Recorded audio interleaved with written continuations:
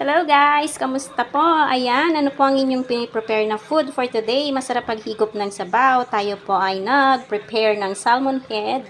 Sinigang salmon head with veggies, lot of veggies. Sarap po maghigop ng sabaw lalo at may mga estudyante tayo na pumapasok. Kailangan nila yan. Ayan mga mamis. Ayan po another ulam ideas for today's vlog. Ayan, don't forget to smile, be happy, and always be grateful every day. Thank God for everything that we have. Ayan guys, huwag po makalimutan na mag-iwan din po ng bakas para kayo po ay aking mababalikan. Ayan guys, sabay-sabay po tayo na magsabi ng have a happy day. God bless us all. Same pan kung saan natin pinray ang salmon head. Dito tayo magigisa ng bawang sibuyas, luya, kamatis, at saka yung kanyang 6 pieces na kamyas. Then palabasin lang natin yung kanyang aroma.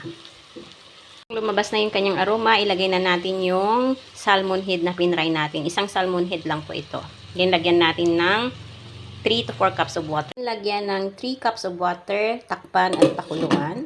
Ng black ground pepper, a little iodized salt, tapos yung kanyang nor sinigang mix with gabi po. Ilalagay na natin ang kanyang gulay, which is okra. Ayan. And after 3 minutes, ayan, lagay natin yung kanyang mga veggies na green leafy vegetables. After 3 minutes, nilagay na natin ang green leafy vegetables na cabbage at pechay. Takpan. Then, antayin natin ang 2 minutes para maluto.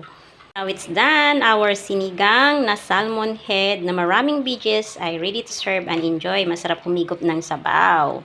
Thank you for watching guys. God bless us all.